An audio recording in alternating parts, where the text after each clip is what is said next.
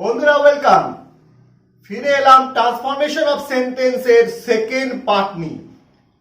এই পার্টে তোমাদের শেখাবো ফার্স্ট পার্টে যে ধরনের ট্রান্সফরমেশন অফ সেন্টেন্স শিখিয়েছি তার সম্পূর্ণ বিপরীত। বিভিন্ন পরীক্ষায় ট্রান্সফরমেশন অফ সেন্টেন্স এসে থাকে এবং আগামী দিনেও আসবে। আমি তোমাদেরকে সেই ট্রান্সফরমেশন অফ সেন্টেন্সগুলো বা বাক্য পরিবর্তনগুলো শেখাবো সহজ সরল ট্রিক্সের মাধ্যমে। তাই ভিডিওটা শুরু থেকে শেষ পর্যন্ত দেখবে, শিখে নেবে বাক্য পরিবর্তনের সহজ সরল নিয়ম, যে আগামী দিনে বাক্য পরিবর্তনে তোমাদের আর কোনো সমস্যাই থাকবে না। চলো দেখি কেমন ভাবে আমরা বাক্য পরিবর্তন বা ট্রান্সফরমেশন অফ সেন্টেন্স করতে পারি। দেখো কেমন ধরনের সেন্টেন্স তোমাদের বিভিন্ন পরীক্ষা দিয়ে থাকে। এমন দিল, only a cruel cruel cruel can do this, এরকম দিতে পারে। আর দিয়েও থাকে পরীক্ষায়। এটা দিয়ে তোমাকে বলবে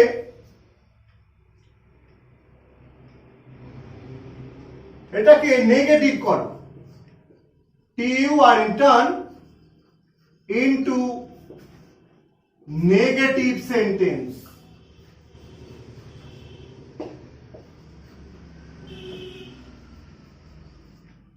পরীক্ষায় এমন তোমাদের দিয়ে দিল। অথবা তোমায় বলতে পারে omit only, onlyটাকে বাদ দাও। পরীক্ষায় এমন তোমাদের আসবে, তুমি কি করবে? সোজা ব্যাপার, এই অনলিটাকে তুলে দিয়ে তুমি ইউজ করবে এই অনলির জায়গায় none but, NONE, none BUT but. শুধু অনলির যা বদলে তুমি ইউজ করবে নান বাট, বাকি যা আছে সবই লিখে দেবে। কি আছে? অনলির পরে অনলির জায়গায় আমি নান বাট বসালাম, পড়ে আছে a cruel can do it. A cruel can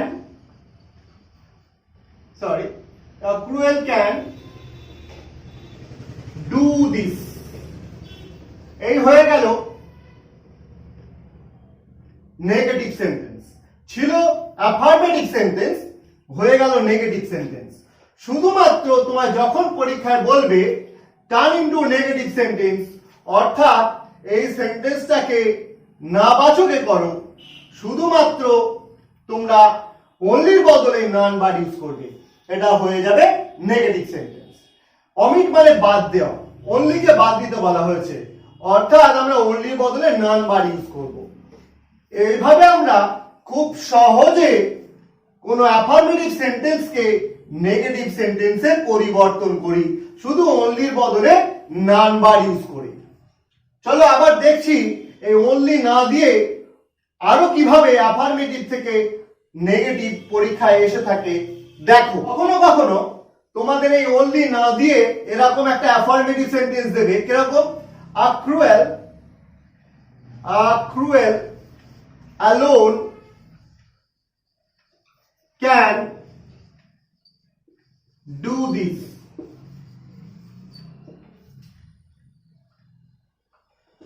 এটা দিয়ে দিল।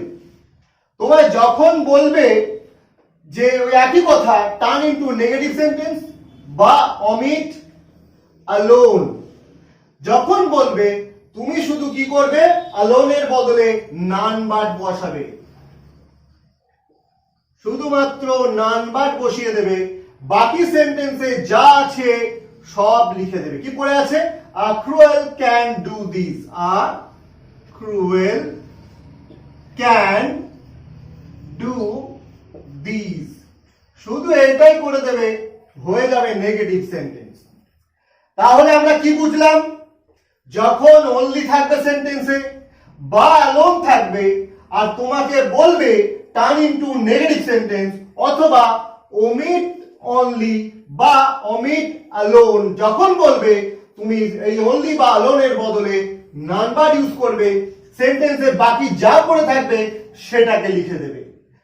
আচ্ছা, আরো দুটো আমরা প্র্যাকটিস করব, তারপরে আবার নতুন ধরনের ট্রান্সফরমেশন অফ সেন্টেন্সে যাব। দেখো, তোমাদের এমন দিল, only the brave, B-R-A-V-E, brave desert, D-E-S-E-R-V-E, desert the fair। পরীক্ষা তোমায় এমন দিল, বা এটাকে আবার এইভাবে দিল, the brave alone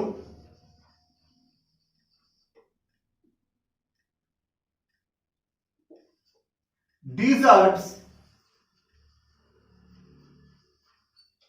the fair। পরীক্ষা তোমায় এমন দিয়ে দিল,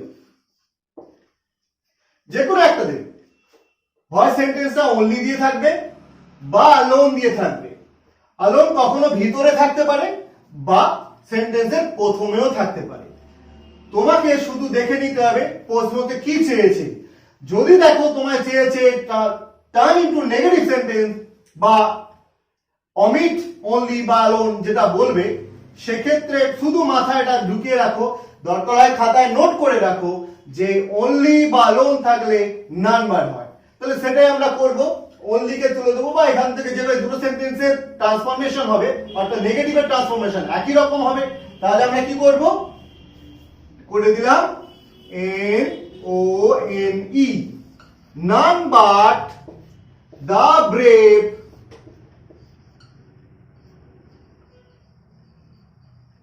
desert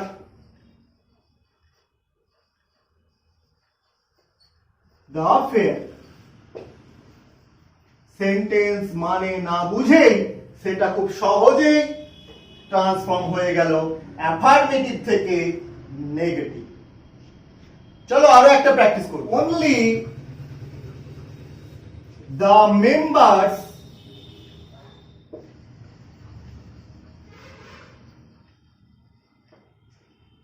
আর allowed, শুধু এতটাই দিলাম, ধরো এইটুকুই তোমাদের পরীক্ষায় দিলাম, only the members are allowed, বা একই রকম ভাবে আগে যেমন দেখালাম তোমায় দিল the members alone are allowed, দিয়ে ওই একই ভাবে তোমায় বললো যে এটাকে নেগেটিভ করো। তুমি সেন্টেন্সে দেখতে পেয়ে গেছো অনলি আছে বা অ্যালোন আছে, যেটা বললাম। তাহলে অনলির বদলে আমরা নান বার ইউজ করে দিলাম, তারপরে সেন্টেন্সে যা পড়ে থাকবে সব লিখে দেবো, দ্য মেম্বার্স আর allowed, হয়ে গেল। এটা আছে, এইভাবে অ্যাফার্মেটিভ থেকে নেগেটিভ করব। চলো এবারে আমরা অন্য ধরনের ট্রান্সফরমেশন দেখি। পরীক্ষা তোমাদের এমনও দিয়ে থাকে, the man is too old to run. The man is too old to run এমন দিয়ে তোমাকে বলতে পারে, ধরো এটা কিসে আছে, টু ওল্ড টু রান, অর্থাৎ এই সেন্টেন্সটা আছে সিম্পলে আছে। তোমাকে বলবে turn into a complex sentence, turn into a complex sentence. এমন বলতে পারে, বা বলতে পারে টার্ন ইনটু নেগেটিভ সেন্টেন্স।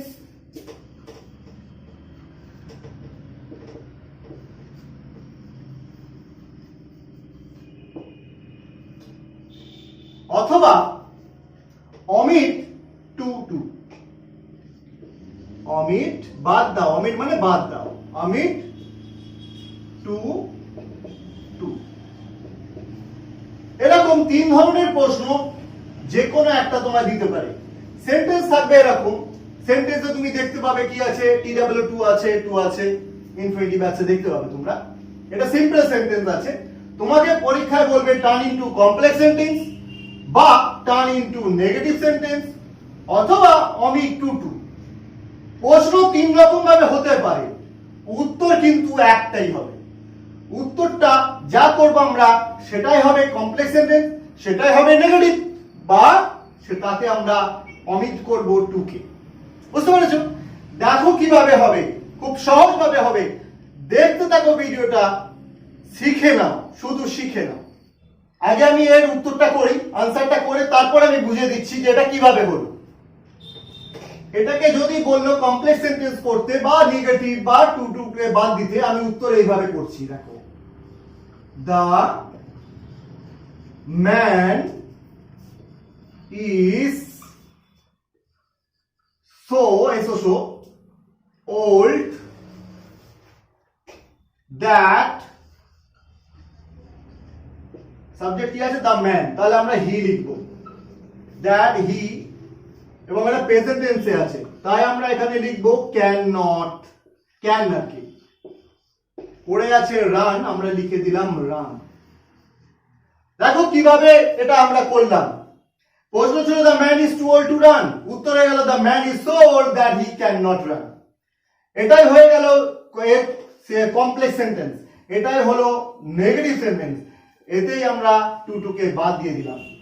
কিভাবে করলাম? খুবই সোজা। এই TW2 এর বদলে আমরা এখানে সো ইউজ করেছি, আর এই TO2 এর জায়গায় দ্যাট ইউজ করা হয়েছে। তার সঙ্গে দ্য ম্যান সাবজেক্ট ছিল, সেজন্য হি বসিয়েছি।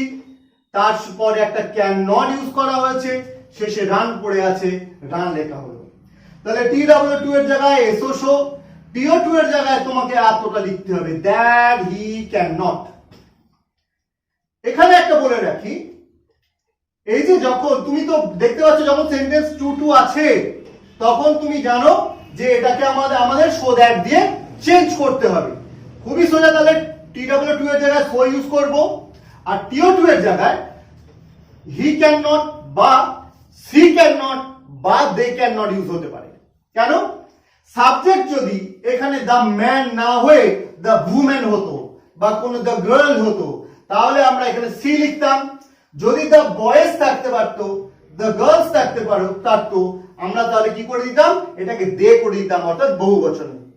মনে থাকবে? তাহলে আমরা এখানে TW2 এর জায়গায় সো লিখলাম, TO2 এর জায়গায় দ্যাট বসাতেই হবে, বসিয়ে এবারে he cannot, she cannot বা দে ক্যান নট হবে সাবজেক্ট অনুযায়ী।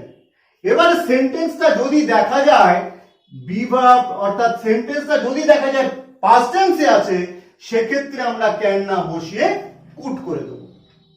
ক্লিয়ার? এবারে চলো দুটো প্র্যাকটিস করি। একটু হয়তো একটু শক্ত লাগছে, দুটো যখন আমরা প্র্যাকটিস করে নেব দেখবে এটা খুবই সোজা। দেখো এরকম থাকলো, he is too short, SHORT, short, to climb, CLIMB, climb the wall. Sentence complex বলুক, নেগেটিভ বলুক, আর টু টু কে বাদ দিতেই বলুক, তুমি যখনই দেখে নিয়েছো সেন্টেন্সে টু টু আছে তখনই তোমার উত্তর খুব মাথায় এসে গেছে। সেটা কি? হি ইজ, TW2 এর বদলে শো, তারপরে আছে শর্ট, TO2 এর জায়গায় দ্যাট। এবারে সাবজেক্ট হি আছে, তাহলে আমরা হি লিখবো। তার সঙ্গে প্রেজেন্টে আছে, তাহলে আমরা ক্যান নট বসাবো।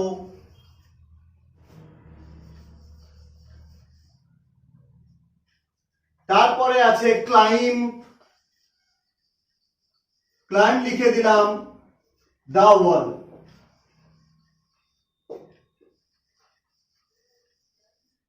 এই হয়ে গেল উত্তর। হি ইজ TW2 এর বদলে শো, TO2 এর যা বদলে দ্যাট, সাবজেক্ট হি ছিল আমরা হি নিয়ে এলাম, সেন্টেন্সটা প্রেজেন্ট টেন্সে ছিল তাই ক্যান নট ইউজ হয়ে গেল, বাকি যা পড়ে আছে সেটাকে লিখে দিলাম অর্থাৎ ক্লাইম্ব দ্য ওয়াল লিখে দিলাম। দেখো অনেকটা ইজি হয়েছে। আরো একটা করব, আরো ইজি হয়ে যাবে। They are too fool, TOO fool, FOOL fool, to understand. মানে তোমরা বুঝতে পারছো, আমি মানে বললাম না, মানে না বোঝেও এই সেন্টেন্সটা আমরা করে দেবো নেগেটিভ, করে দেবো কমপ্লেক্স। কিভাবে করব? দেখতে পেয়ে গেছি টু আছে, টু আছে, তাহলে কি করব? প্রথমে লিখলাম দে, তারপরে আছে আর, তারপরে TOO, তাহলে ওর বদলে আমরা সো ইউজ করলাম, তারপরে আছে ফুল, ফুল লিখে দিলাম, TO2 এর জায়গায় আমরা শিখেছি দ্যাট, দ্যাট লিখে দিলাম, তারপরে সাবজেক্ট দে আছে, এখানে দে লিখে দিলাম THEY দে, তারপরে ইউজ করতে হয় একটা প্রেজেন্ট হলে ক্যান নট, পাস্ট হলে কুড নট, এটাও প্রেজেন্টে আছে তাই আমরা এখানে ক্যান নট ইউজ করলাম, তারপরে সেন্টেন্সে পড়ে আছে দেখি আন্ডারস্ট্যান্ড, শুধু সেটাকেই লিখে দেবো, হয়ে যাবে অ্যাফার্মেটিভ থেকে নেগেটিভ বা সিম্পল থেকে কমপ্লেক্স। এবারে যে ট্রান্সফরমেশন অফ সেন্টেন্সটা দেখাবো সেটা কিন্তু ভীষণ ইজি, শুধু না জানার কারণে তোমরা পরীক্ষায় ছেড়ে আসো, পরীক্ষায় উত্তর করে আসতে পারো না। দেখো কিরকম আছে পরীক্ষা, অনেক সময়তেই দেখা যায় এইভাবে দেয় যে দা ওল্ড ম্যান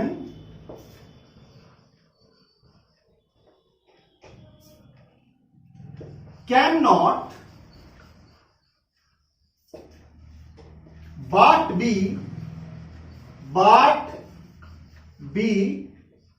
ill। আমি একটু বড় বড় করে লিখছি যাতে তোমরা দেখতে পাও, ছোট হলে অনেক সময় দেখা যায় যে লেখাগুলো বোঝা যায় না, যে কারণে আমি একটু বড় করে লিখছি।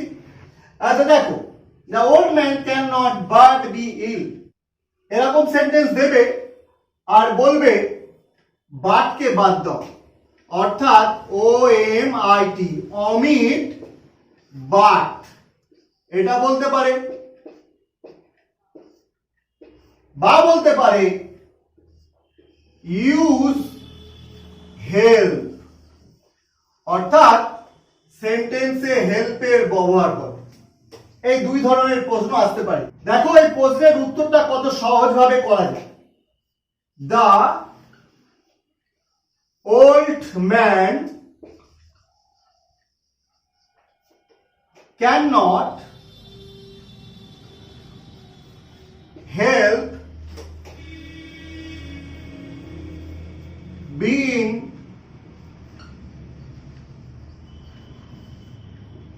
ill। দেখো কেমন হলো, আমি সেন্টেন্সটা যা ছিল তাই লিখেছি, শুধু বাটটা আমি কি করলাম, বাটটা তুলে দিয়ে বাটের বদলে হেল্প ইউজ করেছি, আর বাটের পরে যে শব্দটা ছিল তার গায়ে আইএনজি দিয়ে দিয়েছি, BEING দিয়েছি। এটাই হচ্ছে ট্রান্সফরমেশন।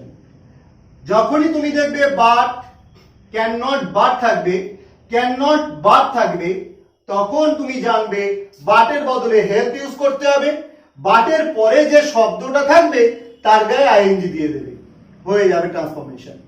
তাহলে এইভাবে আমরা করব। চলো দুটো প্র্যাকটিস করব, আরো ইজি আরো সহজ।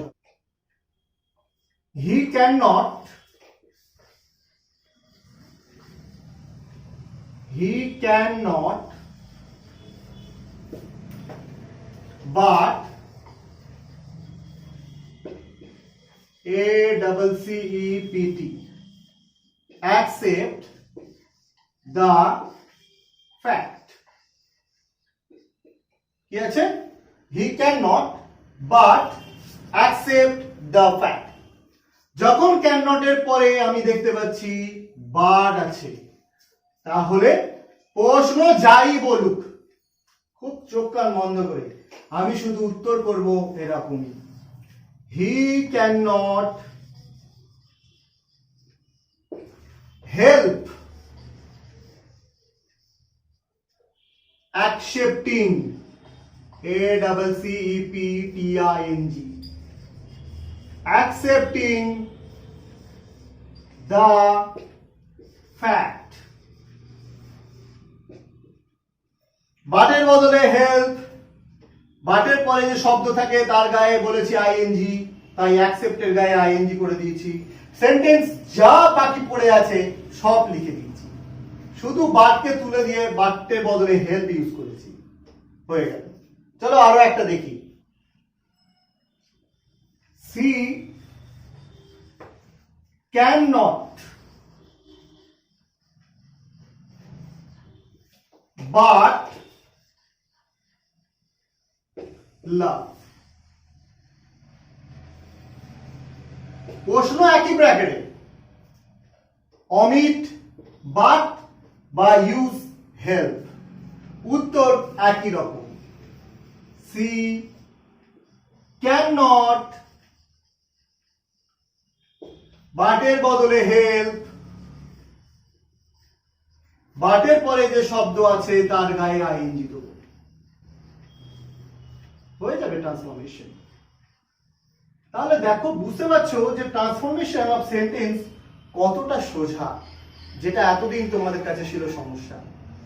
আগামী দিন থেকে আর কোনো সমস্যা থাকবে না। ট্রান্সফরমেশন অফ সেন্টেন্স আরো শেখাবো, আরো দেখাবো। আজকে আর এক ধরনের ট্রান্সফরমেশন অফ সেন্টেন্স দেখাবো, দেখি আজকে কমপ্লিট করব।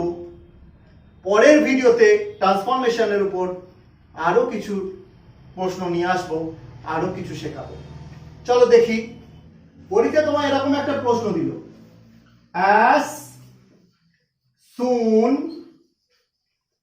as she came, comma, she made objection। পরীক্ষা এরকম একটা প্রশ্ন দিয়ে দিল তোমাদেরকে, আর বলল এটাকে কি করো, টার্ন ইনটু নেগেটিভ। বললো turn into negative sentence.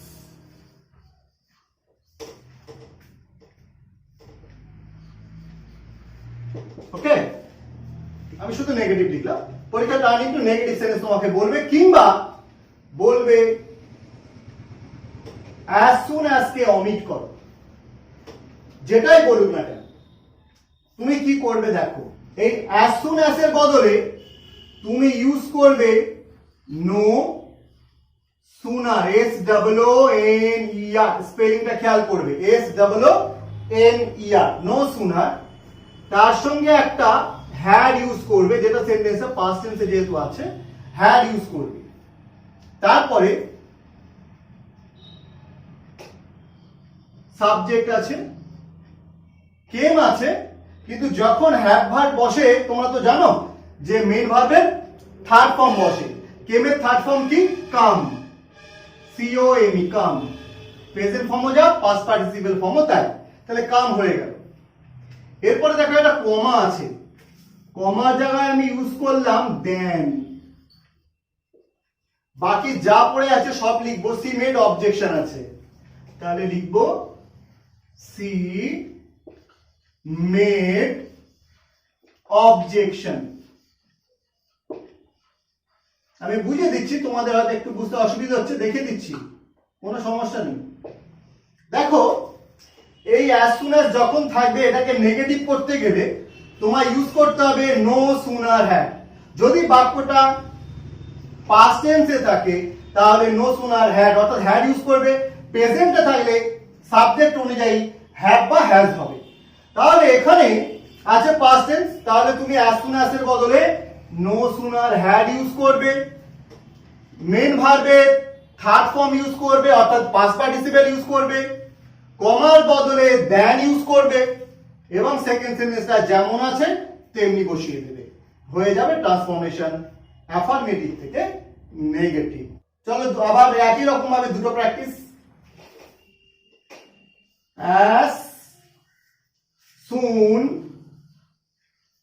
as I reached, R-E-A-C-H-E-D, reached the station,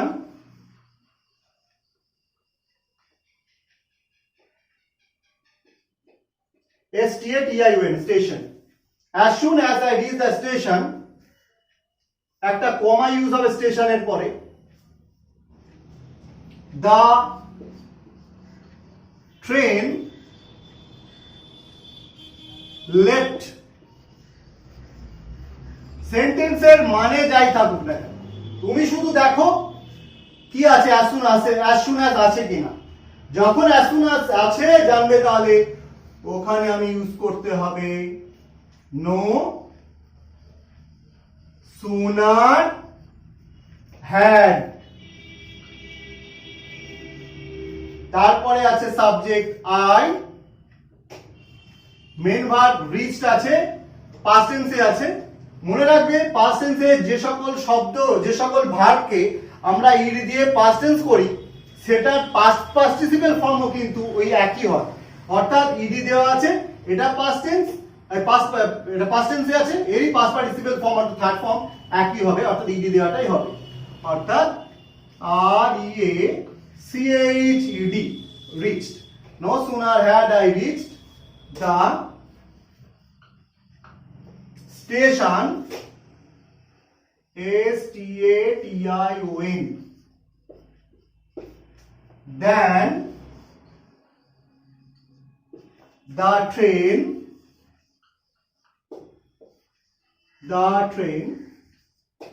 left. একটু তাহলে আমরা as soon as এর বদলে no sooner had ইউজ করেছি আর কমার বদলে than ইউজ করেছি। ভালো করে স্পেলিংটা মুখস্থ রাখবে, THAN, not THEN, THAN। তাহলে কি হয়ে গেল, কমার বদলে than ইউজ করেছি, বাকি যা পড়ে আছে সবই লিখে দিয়েছি। as soon as the rain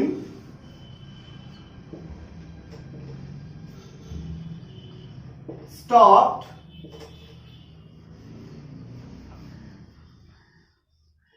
comma, they returned, R-E-T-U-R-N-E-D, return home। একই রকম ভাবে তোমাকে বলবে এইরকম সেন্টেন্স দিয়ে তোমাকে বলবে নেগেটিভ করতে, তুমি as soon as এর বদলে no sooner had ইউজ করবে। no S-O-O-N-E-R, sooner spelling S-O-O-N-E-R, খেয়াল দেখো। no sooner এটাও পাস্ট টেন্সে আছে, প্রেজেন্টে থাকলে আমরা হ্যাভ বা হ্যাজ ইউজ করতাম, যেহেতু এখানে পাস্ট টেন্স দেখো পিইডি আছে না, তাহলে no as soon as এর বদলে no sooner had, তারপরে কতটা লিখবো, কমা পর্যন্ত লিখবো। অর্থাৎ no sooner had the rain stopped,